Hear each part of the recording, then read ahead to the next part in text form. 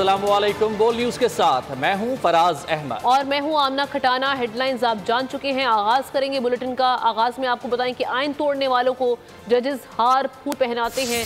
कहा गया नवाज शरीफ और मरीम नवाज को जेल से बाहर नहीं आना चाहिए वरना हमारी 2 साल की मेहनत ज़ाया हो जाएगी। नवाज शरीफ की साबिक जजेस पर तनकीद। पार्लिमानी बोर्ड इजलास से खिताब में कहा कि कहते हैं कि तुम 3 साल तक जो चाहे आइन के साथ करो, हम खुद आए हैं और जब पार्लियामेंट टूटती है तो कहते हैं कि बिल्कुल ठीक हुआ है।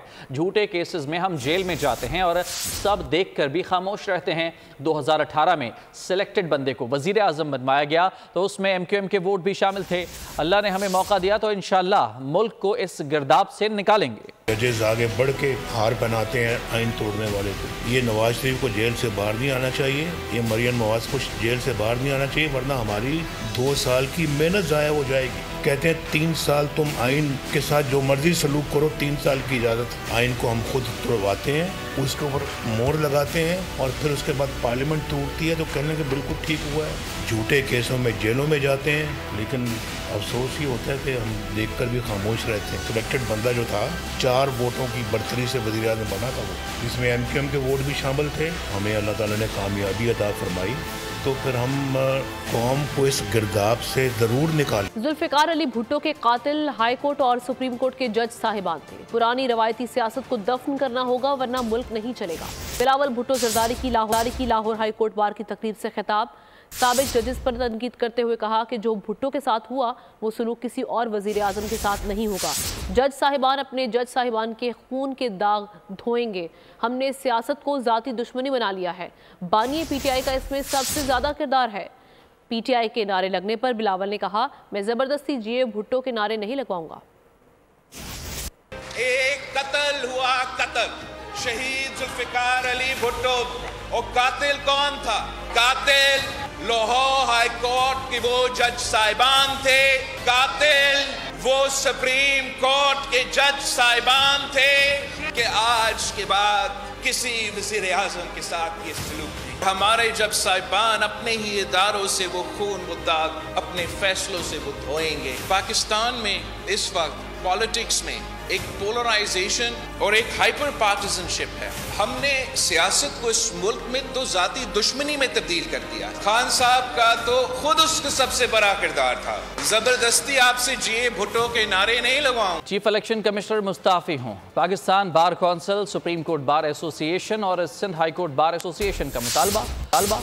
तीनों बार्स ने इलेक्शन कमीशन और चीफ इलेक्शन कमिश्नर पर शदीद तहफ़्फ़ुज़ात का इजहार करते हुए इंतख़ाबात में तमाम सियासी जमातों के लिए यकसां मौक़े फराहम करने का मुतालबा कर दिया। चीफ इलेक्शन कमिश्नर इस्तीफ़ा दें, घर जाएं। पाकिस्तान बार कौंसिल और सुप्रीम कोर्ट बार एसोसिएशन का मुतालबा। पाकिस्तान बार कौंसिल का कहना है कि शफ़ाफ इलेक्शन के लिए बराबर के मौक़े फराहम करने चाहिए। तासुर बढ़ रहा है कि मौजूदा इलेक्शन कमीशन की मौजूदगी में शफ़ाफ इंतख़ाबात मुमकिन नहीं। आबादी के तनासुब से मौजूदा हल्का बंदियाँ इंतखाबी अमल की शफाफियत पर सवालात उठा रही हैं। इलेक्शन कमीशन इन नाजुक मामलात पर आंखें बंद नहीं कर सकता। पाकिस्तान बार कौंसिल मुतालबा करती है कि सुप्रीम कोर्ट को कमीशन के हर अमल की तौसीक करने के बजाय इन तजादात का नोटिस लेना चाहिए। दूसरी जानिब सुप्रीम कोर्ट बार एसोसिएशन ने भी चीफ इलेक्शन कमिश्नर से मुस्ताफी होने का मुतालबा करते हुए कहा कि चीफ इलेक्शन कमिश्नर को घर जाना चाहिए क्योंकि इनके जेर निगरानी शफाफ इंतखाबात मुमकिन नहीं। इंतखाबात 8 फरवरी को ही हों लेकिन तमाम स्टेक होल्डर्स को यकसा मौके फराहम किए जाएं। इलेक्शन शेड्यूल जारी होने के बाद इंतखाबी हल्का बंदियां तब्दील नहीं हो सकती।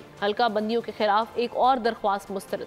सुप्रीम कोर्ट ने बर वक्त इलेक्शन पर मोहर जब्त कर दी। कायम मकाम चीफ जस्टिस सरदार तारिक मसूद ने रिमार्क्स दिए। आम इंतखाबात की तारीख से मुल्क में थोड़ा इस्तेहकाम आया। इलेक्शन को किसी सूरत डीरेल नहीं होने देंगे। जस्टिस मंसूर अली शाह ने कहा, इनफरादी दरख्वास्तों पर फैसला देने लग गए तो इलेक्शन अमल मुतासिर होगा। इंतखाबात में कोई ताख़ीर नहीं होनी चाहिए। इलेक्शन को किसी सूरत डीरेल नहीं होने देंगे। सुप्रीम कोर्ट ने हल्का बंदियों के खिलाफ एक और दरख्वास्त मुस्तरद कर दी। कायम मकाम चीफ जस्टिस सरदार तारिक मसूद ने रिमार्क्स दिए, आम इंतखाबात की तारीख आना कोई मामूली बात नहीं। शेड्यूल आने से मुल्क में थोड़ा इस्तेहकाम आया है। जस्टिस मंसूर अली शाह ने रिमार्क्स दिए, इलेक्शन प्रोग्राम जारी हो चुका, अब कुछ नहीं हो सकता। इंफरादी दरख्वास्तों पर फैसला देने लग गए तो इलेक्शन अमल मुतासिर होगा। ऐसी दरख्वास्तों पर आम इंतखाबात के लिए 8 फरवरी की तारीख को डिस्टर्ब नहीं करेंगे। दरख्वास्त गुजार से मकालमे में कहा, अगर आप इंतखाबात वक्त पर नहीं चाहते तो अदालत में बयान दें। जस्टिस अत्तर मंजुला ने कहा, किसी को इलेक्शन ताखीर का शिकार करने की इजाजत नहीं देंगे। सुप्रीम कोर्ट ने बलूचिस्तान के हल्के PB 12 में हल्का बंदी से मुतालिक नजरसानी दरख्वास्त खारिज कर दी। इलेक्शन कमीशन किसी के दबाव या ब्लैकमेलिंग में नहीं आएगा। चीफ इलेक्शन कमिश्नर के जिले में कोई इजाफी नशिस्त पैदा नहीं की गई। तर्जुमान इलेक्शन कमीशन ने वजारती बयान जारी किया। मीडिया में चलने वाली खबर झूठ है। चीफ इलेक्शन कमिश्नर का आबाई हल्का NA 82 जिला सरगोदा है, जहां कोई इजाफी नशिस्त पैदा नहीं की गई। तर्जुमान ने कहा कि इलेक्शन कमीशन किसी की जाती ख्वाहिश पर किसी भी मखसूस शख्सियत के लिए इजाफी नशिस्त बनाने से माजूरी जाहिर करता है। इसी उसूल को जिला हाफिजाबाद में भी मद्देनजर रखा गया है। मुल्क में इंतखाबी अमल का बाकायदा आगाज। रिटर्निंग अफसरान ने कागजात नामजदगी की वसूली के लिए पब्लिक नोटिस जारी कर दिए। कल से 22 दिसंबर तक कागजात नामजदगी जमा कराए जाएंगे। 24 से 30 दिसंबर तक जांच पड़ताल होगी। अपीलें 10 जनवरी तक सुनी जाएंगी। उम्मीदवारों की नजरसानी फहरिस्त 11 जनवरी को जारी होगी। इंतखाबी निशानात 13 जनवरी को अलॉट किए जाएंगे। रिटर्निंग अफसरान की ट्रेनिंग मुकम्मल। कागजात नामजदगी की वसूली के लिए पब्लिक नोटिस जारी। मुल्क में इंतखाबी अमल का बाकायदा आगाज हो गया।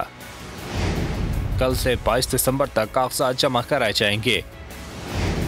जांच पड़ताल 24 से 30 दिसंबर तक होगी। एतराज़ात 3 जनवरी तक दायर किए जा सकेंगे। कागजात नामजदगी के खिलाफ अपीलें 10 जनवरी तक सुनी जाएंगी। उम्मीदवारों की नजरसानी फहरिस्त 11 जनवरी को जारी की जाएगी। 13 को उम्मीदवारों को इंतखाबी निशान अलॉट किए जाएंगे, जबकि मुल्क भर में आम इंतखाबात 8 फरवरी 2024 को होंगे। इलेक्शन कमीशन ने आहत चीमा को मुशीर के ओहदे से फौरी हटाने का हुक्म दे दिया है। महफूज फैसला सुनाते हुए सेक्रेटरी काबीना डिवीजन को आहत चीमा को ओहदे से अलग करने का हुक्म। फैसले में कहा कि आहत चीमा इंतखाबात पर असरअंदाज हो सकते हैं, वो गुज़िश्ता काबीना का हिस्सा रहे। सुप्रीम कोर्ट के फैसले से इलेक्शन से फरार की तमाम साजिशें दम तोड़ गई हैं। चौधरी शुजात हुसैन का पार्टी उम्मीदवारों के हवाले से इजलास से खिताब। कहा, मुल्क का सियासी और मुआशी मुस्तकबिल आम इंतखाबात से वाबस्ता है। आज़ाद, मुनसिफाना और काबिल एतमाद इंतखाबात इंतहाई ज़रूरी हैं, जिनमें तमाम सियासी जमातों को हिस्सा लेने के यकसा मौके मिलने चाहिए। PTI intra party election commission ने दरखास्तों पर फैसला महफूज कर लिया। PTI वकील बैरिस्टर अली जफर ने इलेक्शन कमीशन के 40 सवालात के जवाबात दे दिए। कहा कि कुछ नहीं छुपाया, इलेक्शन कमीशन के हुक्म पर मुकम्मल अमल दरामद किया। बल्ले का इंतखाबी निशान मिलने के लिए पुरुम्मीद हैं। चेयरमैन अली गौहर बोले कि फैसला आइन और कानून के मुताबिक होगा। 40 सवाल ऐसे पूछे, ऐसे सवाल जिनका इंट्रा पार्टी इलेक्शन से भी कोई ताल्लुक नहीं, ऐसे सवाल जिनका इन केस से भी कोई ताल्लुक नहीं। उम्मीद ये है, आखिर में मैंने ये कहा था, रिक्वेस्ट की थी इलेक्शन कमीशन ऑफ पाकिस्तान को कि आप इसका जल्द से जल्द फ़ैसला कर दें। जो भी फ़ैसला है आप कर दीजिए ताकि हम नेक्स्ट स्टेज पे जा सकें और अपना सिंबल ले सकें, जो हमारा हक़ है, PTI का हक़ है। उन्होंने जवाब में ये बताया मुझे कि उनको एहसास है कि इलेक्शन शेड्यूल अनाउंस हो चुका है, उनको एहसास है कि फ़ैसला जल्द होना है, लेकिन जजमेंट आज रिज़र्व कर ली गई है। अब देखेंगे कब उसको अनाउंसमेंट आती है। इलेक्शन कमीशन से आखिर में हमने ये इस्तदा की है कि आखिरी date filing of nomination form 22 है। आप बराह मेहरबानी इस केस का फैसला और इस सर्टिफिकेट को वेबसाइट पे चढ़ाना ये 22 तारीख से पहले कर ले। अगर 70% आवाम से ताल्लुक़ रखने वाली पार्टी का बानी PTI और बुशरा बीबी के खिलाफ एक और नैब रेफरेंस दायर। रेफरेंस में 2 मुल्जिमान के नाम शामिल। प्रोसिक्यूटर सुहेल आरिफ ने तफ्तीशी अफसर मोहसिन हारून और केस अफसर वकारुल हसन के हमरा रेफरेंस दायर किया।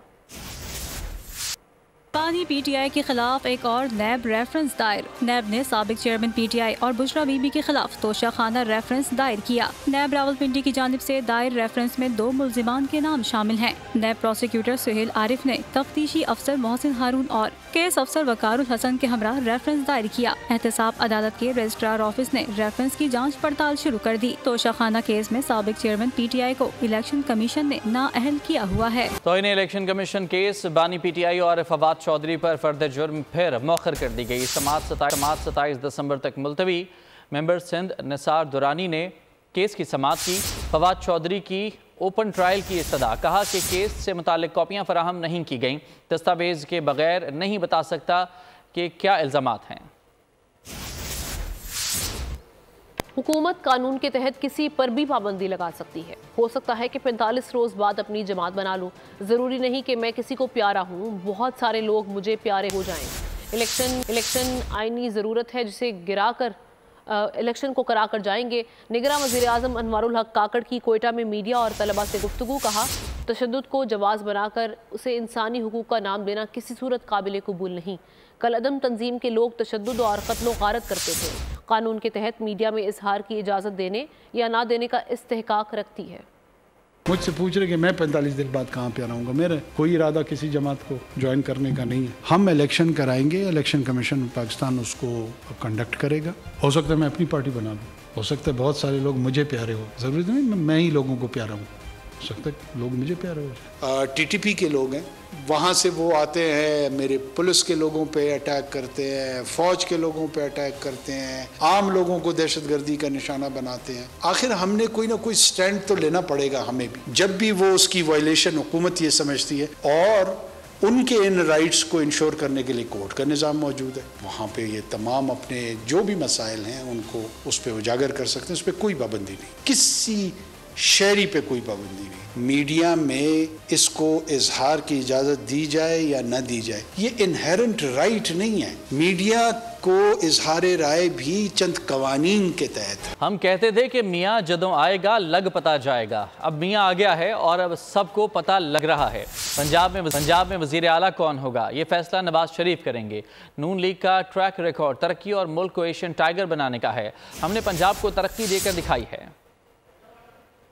तक मियाँ साहब आए नहीं थे इस अक्टूबर से पहले, तो मैं कहता था मियाँ जब वो आएगा लग पता जाएगा। तो मियाँ आ गया है, पता लग रहा है सबको। मैं तो चूंकि अभी हमारे पार्लियामेंट बोर्ड के इजलास हो रहे हैं और जाहिर है ये तो लीडरशिप और खादीन का रोल है, वो कर रहे होंगे, जिसको बेहतर समझते होंगे वो करेंगे। कहता हूँ कि हर एक का मतलब जो ट्रैक रिकॉर्ड है पाकिस्तान मुस्लिम लीग नवाज का, वो तरक्की का है, GDP ग्रोथ का है 5.8 का, और पाकिस्तान को एशियन टाइगर बनाने का है। हमने तो ये काम करके दिखाया है।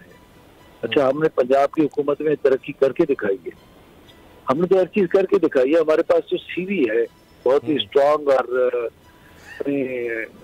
जो है वो किए हुए पिछले कामों की 8 फरवरी को कहेंगे, 8 फरवरी करेंगे तो कहना मुनासिब होगा, इसलिए कि फैसला तो अवाम ने करना है। फैसला मैंने, आपने या किसी और ने तो नहीं करना, फैसला तो अवाम ने करना है। खबरों का सिलसिला आगे बढ़ाते हुए आपको बताएं कि army chief general Asim Munir का दौरा अमरीका। सिपह सलार की अमरीकी सेंट्रल कमांड के कमांडर जनरल माइकल एरिक कोरेला से मुलाकात में इलाकाई सलामती के उमूर पर तबादला ख्याल किया गया। ISPR के मुताबिक पाक फौज और सेंटकॉम के दरमियान मुश्तरका तरबियत के फ़रोग पर भी जोर दिया गया। आर्मी चीफ ने सेंटकॉम जॉइंट ऑपरेशन सेंटर का दौरा भी किया। Army chief general Asim Munir ने अमेरिका का दौरा किया है। सिपह सलार के अमेरिकी सेंट्रल कमांड के कमांडर जनरल माइकल एरिक कोरेला से मुलाकात हुई। इस मुलाकात में इलाक़ाई सलामती के अमूर पर तबादला ख्याल किया गया। ISPR के मुताबिक पाक फौज और सेंटकॉम के दरमियान मुश्तरका तरबियत के फ़रोग पर जोर दिया गया, जबकि आर्मी चीफ ने सेंटकॉम जॉइंट ऑपरेशन सेंटर का दौरा भी किया। 8 फरवरी को इलेक्शन के लिए तैयार हैं। यकीन है कि अवाम अपना फैसला हमारे हक में देंगे। पीपल्स पार्टी के रहनुमा यूसुफ रजा गिलानी पर उम्मीद। कहा कि इलेक्शन के लिए हम पहले भी तैयार थे और अब भी तैयार हैं। जमहूरियत और अवाम के हुकूक के लिए पीपल्स पार्टी मशले राह है। पीपल्स पार्टी ने मुल्क को बहरानों से निकाला, आइन पाकिस्तान को हमने असल सूरत में बदला। चीफ जस्टिस ने, सदर पाकिस्तान ने और इलेक्शन कमीशन ने ये फैसला किया है कि 8 फरवरी को इलेक्शन होंगे। हम उसके लिए तैयार हैं और हम आवाम के पास जाएंगे और मुझे कभी यकीन है कि आवाम जो है वो फैसला जो होगा वो हमारे हक़ में देंगे। हम आइन के लिए, कानून के लिए, जमहूरियत के लिए और नौजवानों के लिए पाकिस्तान पीपल्स पार्टी जो है वो मशल रहा है। ये तो आवाम फैसला करेंगे कि वो किसको वज़ीर आज़म बनाना चाहते हैं। हम उससे पहले आवाम के वोटों के ज़रिए हमने आना है, ये किसी चोर दरवाजे के ज़रिए हमने इलेक्शन नहीं लड़ना। आईन पाकिस्तान को हमने उसको असल सूरत में बहाल किया। इंतखाबात में हिस्सा नहीं लूंगा, शाहिद खाकान अब्बासी ने 2024 के इलेक्शन से दस्तबरदारी का ऐलान कर दिया। एहतसाब अदालत इस्लामाबाद के बाहर मीडिया से गुफ्तगू में शाहिद खाकान अब्बासी ने कहा, सियासत को नहीं इलेक्शन को खैर बात कह दिया है। इलेक्शन में नहीं लड़ रहा हूँ, जो इस लेवल प्लेइंग फील्ड से तहरीक इंसाफ आई थी, आज भी वही हालात है। वासी साहब, मैंने ना रब्ता किया है, ना कोई जरूरत है। आज इस मुल्क में जो जुल्म हो रहा है, जो नाइंसाफियत से हिसाब कौन देगा? ये वो बातें हैं जो हर वो मुल्क जिसमें आईन होता है, कानून होता है, वो इसके बारे में कार्रवाई करता है, अदालतें कार्रवाई करती हैं। बिजली के बिलों में 8 मुख्तलिफ अक़साम के टैक्सेस वसूल किए जाने का इंकशाफ। टैक्सेस घरेलू, कमर्शल, सनती, ज़रई और बल्क समेत तमाम सार्फिन पर लागू हैं। 18% GST, duties, fuel price adjustment, income tax, PTV fees वगैरह शामिल हैं।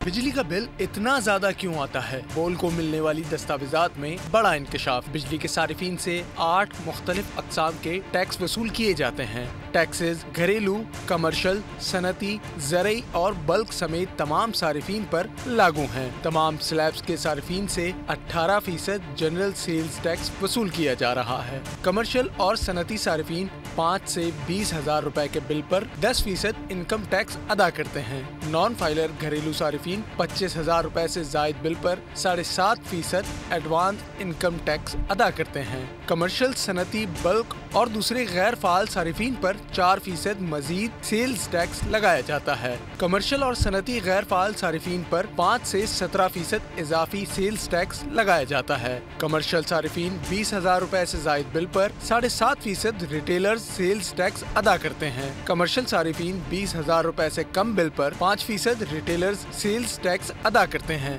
तमाम कैटेगरीज के सारिफीन से 1.5% इलेक्ट्रिसिटी ड्यूटी वसूल की जा रही है। फ्यूल प्राइस एडजस्टमेंट की वसूली इन टैक्सेस के अलावा है। घरेलू और सनती सारिफीन 35 से 60 रुपए माहाना PTV फीस अदा करते हैं। कराची में बिजली और गैस की बंदिश के खिलाफ अवाम सड़कों पर निकल आए। न्यू MA जिना रोड और जमशेद रोड पर अवाम ने एहतजाज किया और सड़कें ब्लॉक कर दी, जिससे ट्रैफिक की रवानी मुतासिर हुई है। इस पर देखते हैं मोहम्मद काशान की रिपोर्ट। जमशेद रोड और लाइन्स एरिया के मकीन बिजली और गैस की बंदिश के खिलाफ सड़कों पर आ गए। मुजाहिरीन ने कहा, बिजली और गैस बंद होने से जिंदगी अजीरन हो गई, कैसे गुजारा करें? अब बिजली भी गई, पानी भी नहीं, पानी नहीं, 4 दिन से हमारी लाइट काट दी है। हम लोग, हमारे बच्चे परेशान वीरान है।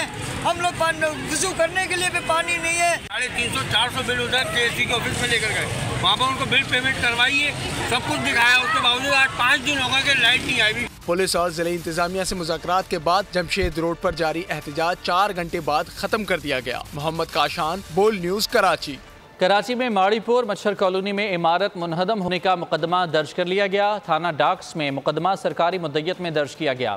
कत्ल खता के केस में मालिक मकान नूरुल इस्लाम नामजद हुए। सिलेंडर धमाके से इमारत गिरने से बच्ची समेत 3 अफराद जाम बहक और 13 जख्मी हुए थे। कराची मारीपुर में गैस सिलेंडर धमाके से 2 मंजिला इमारत का इन्हिदाम। कत्ल खता के केस में मालिक मकान नामजद, मुकदमा सरकार की मुद्दत में दर्ज कर लिया गया। FIR के मुताबिक नूरुल इस्लाम ने दुकान अब्दुल वहाब नामी शख्स को किराए पर दी थी। गैर कानूनी तौर पर LPG सिलेंडर का कारोबार किया जा रहा था। लोडर गाड़ी से सिलेंडर दुकान में मुंतकली के दौरान गैस लीकेज से धमाका हुआ। किराएदार अब्दुल वहाब भी जाँ बहक हो गया। मुलजिम नूरुल सलाम हक्कानी हादसे के बाद से फरार है, जिसकी तलाश जारी है। मरने वालों में 4 साला उल्फत और 17 साला बडग्राम का रिहायशी मोहम्मद ज़ादा शामिल है। उल्फत के वर्सा का कहना है, बच्ची मुतासरा मकान में अपने वालिदैन के हमरा रिहाइश पजीर थी। धमाके के बाद लाश मलबे से मिली। उल्फत नाम है, वो मलबा का नीचे था।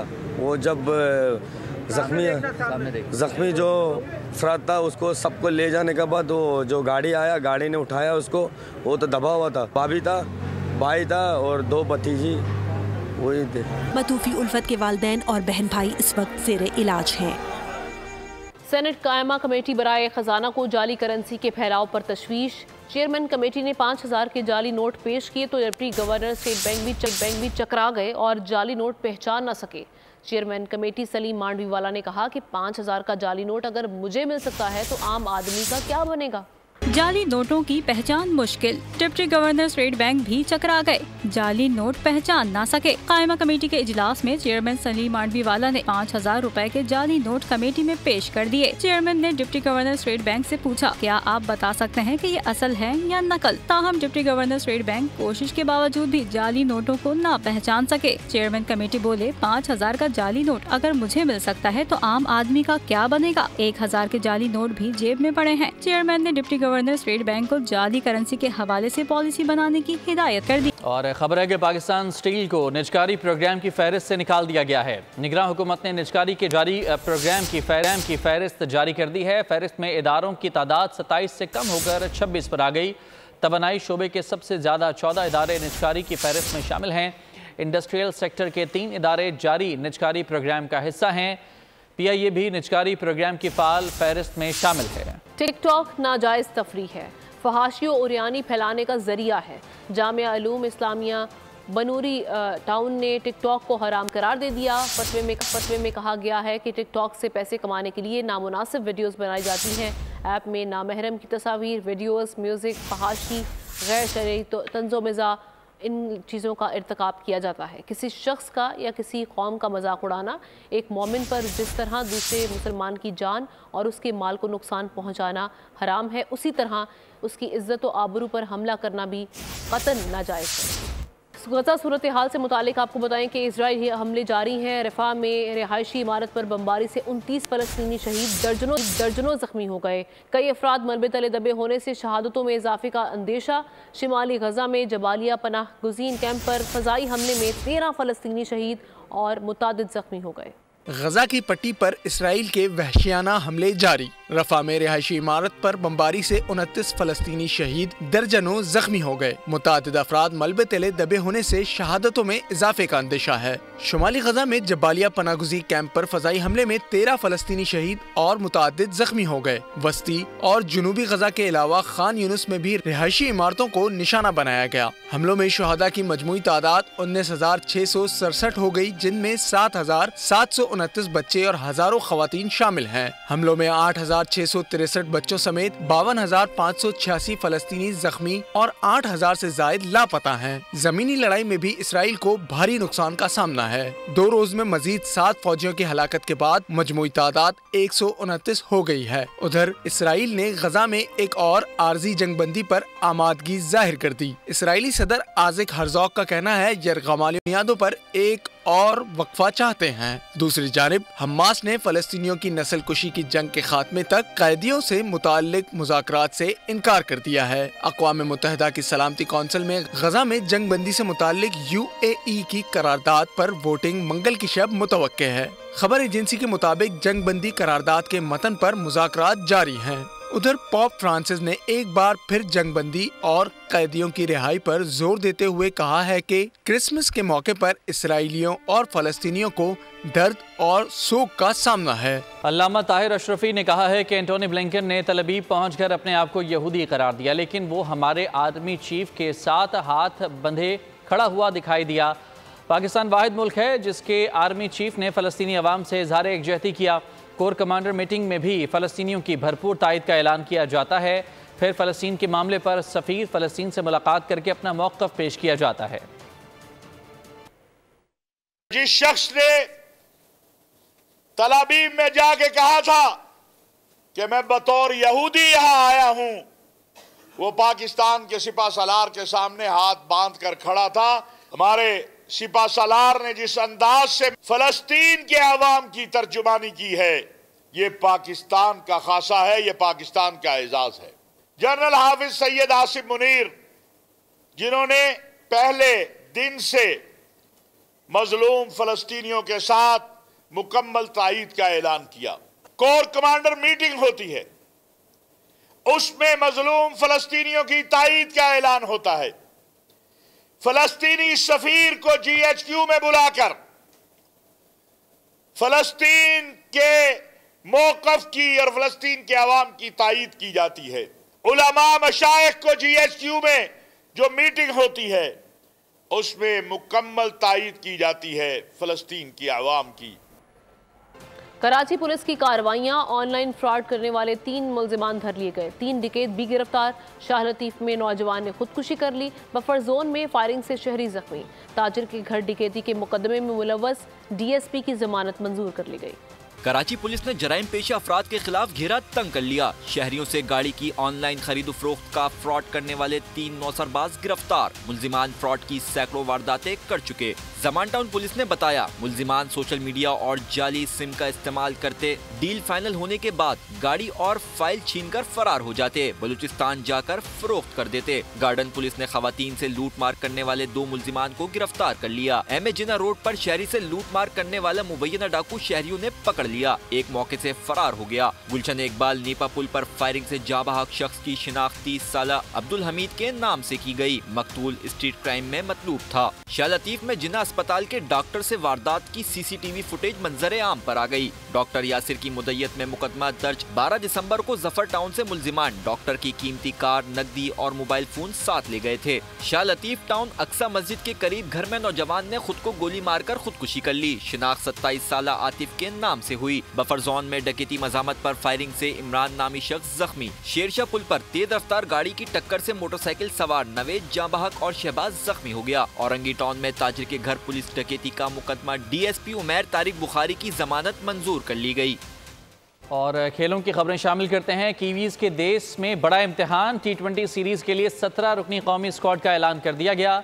टीम की क़यादत शाहीन आफरीदी करेंगे। 3 नए नाम शामिल हैं। साहबजादा फरहान और wicket keeper Haseeb Khan team का हिस्सा हैं। फास्ट बॉलर अब्बास आफरीदी भी एक्शन में होंगे। जब भी आप टीम पिक करते हैं और आप ये देखते हैं कि क्या चीज़ जो है वो टीम के लिए बेहतर है, हमारे जितने भी ये तीनों बैट्समैन हैं, तीनों जो विकेट कीपर बैट्समैन हैं, they are the best performers domestic cricket में भी और इंटरनेशनल में भी जो रिजवान खेले हैं। और देखें, जो एक बहुत बड़ा बैरियर रहा है पिछले 3-4 साल में पाकिस्तान टीम को, ये है कि बैकअप्स हम लोग तैयार नहीं कर सके। एहसानुल्लाह, शादाब खान, मोहम्मद हसनैन, नसीम शाह, ये 4 वो लड़के हैं जो इस वक्त अनफिट है। Shaheen is a very sensible guy और उसको ये चीज़ों का पता है और उसको ये मैसेज दिया भी जा रहा है। वो भी बहुत पुरज़म है कि उसके ऊपर जो रिस्पॉन्सिबिलिटी है वो उसको सही तरीके से जो है वो निभाए। पाकिस्तान क्रिकेट टीम पर्थ से मेलबर्न पहुंच गई। कल आराम करेगी। 21 दिसंबर को प्रैक्टिस सेशन होगा। 22 और 23 दिसंबर को टीम 2 रोज़ा प्रैक्टिस मैच खेलेगी। 24 दिसंबर को आराम के बाद टीम 25 दिसंबर को प्रैक्टिस करेगी। ऑस्ट्रेलिया के खिलाफ मेलबर्न में दूसरा टेस्ट 26 दिसंबर से शुरू होगा। मुल्क भर में सर्दी का राज बरकरार। पंजाब, KP और सिंध के बलाई इलाकों में धुंध, बाज़ मकामात पर कोहरा भी पड़ा। मुल्क भर का ठंडा तरीन इलाका लिया बन गया, जहां दर्जा हरारत -6 रिकॉर्ड किया गया।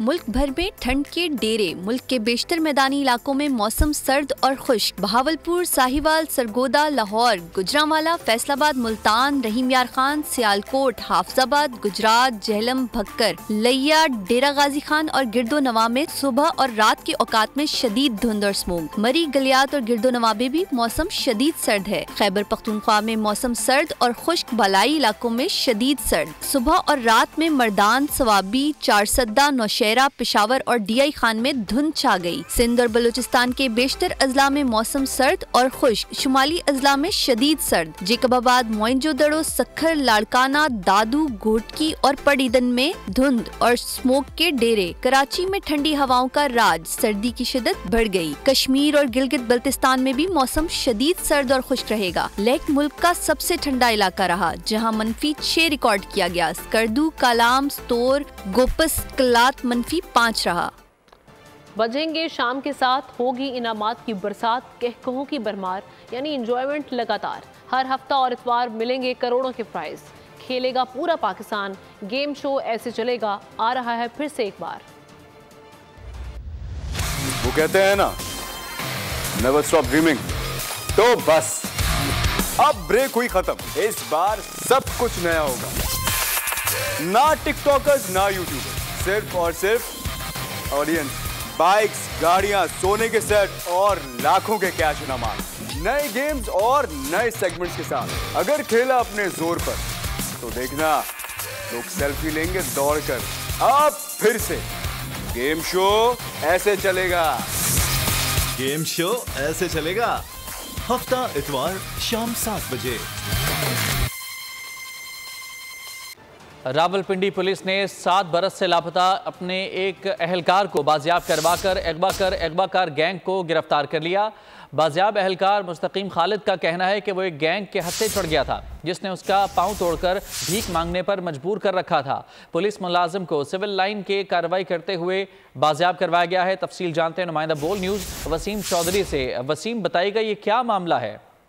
जी बिल्कुल, ये 7 साल कबल मुस्तकीम खालिद नामी पुलिस एहलकार जो है वो घर से लापता हुआ था, जिसका मुकदमा जो है वो थाना कलर सईदा में दर्ज किया गया था। आज थाना सिविल लाइन पुलिस की कार्रवाई सामने आई है, जिसमें उन्होंने डोग टालीमुरी के इलाके में कार्रवाई करते हुए भिखारी गैंग को गिरफ्तार किया और अपने 7 साल से बिछड़े हुए पुलिस एहलकार को जो है बाजियाब करवाया है। पुलिस एहलकार 7 साल कबल मुस्तकीम खालिद जो है वो घर से निकला था और फिर अचानक गायब हो गया था। बताया गया है कि इस गैंग में 3 खवातीन भी शामिल थी, जिनका तल्लक जो है वो सिंध से बताया गया है। पुलिस ने मजीद कार्रवाई जो है वो गैंग से शुरू कर दी है। जी ठीक है वसीम, बहुत शुक्रिया आपका तफसीलात के लिए।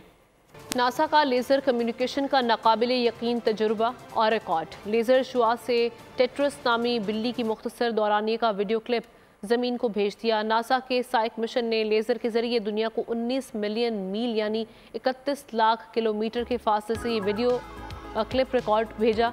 15 सेकंड्स के क्लिप को ज़मीन पर पहुंचने में 101 सेकंड्स लगे। ये इंतहाई गहरी खला से लेज़र के ज़रिए ये वीडियो स्ट्रीमिंग का तारीखी तजुर्बा है। इस तजुर्बे के बाद इंसान मरीख से वीडियो और तस्वीर दुनिया को भेजने के काबिल हो गया। और खबर है कि हॉलीवुड के सुपरस्टार टॉम क्रूज सबसे महंगे अदाकार बन गए। फिल्म स्टार्स का मुआवजा सुनकर सब हैरान रह जाएंगे। टॉम क्रूज एक फिल्म का मुआवजा $10 करोड़ लेते हैं, जो पाकिस्तानी 30 अरब रुपए बनते हैं। 60 साल टॉम क्रूज सुपरस्टार के साथ प्रोड्यूसर भी हैं। उन्होंने टिकट्स की फरोख्त, स्ट्रीमिंग की आमदनी से भी अरबों डॉलर्स का मुनाफा कमाया है।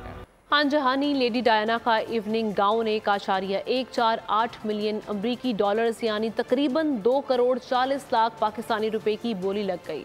लेडी डायना के नीले और सियाह रंगों के इवनिंग गाउन ने सबसे ज़्यादा बोली लेकर नीलामी का नया रिकॉर्ड बना दिया है। ये गाउन मराकशी नयाद बरतानवी फैशन डिज़ाइनर याकुस अज़ागौरी ने डिज़ाइन किया था। डायना के गाउन को साबिका नीलामी या बोली के रिकॉर्ड से 11 गुना ज़्यादा बोली लगी।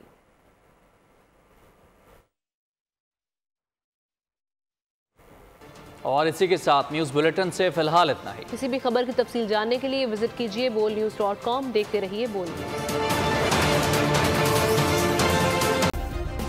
सब्सक्राइब करें और बेल दबाएं ताकि कोई खबर रह न जाए।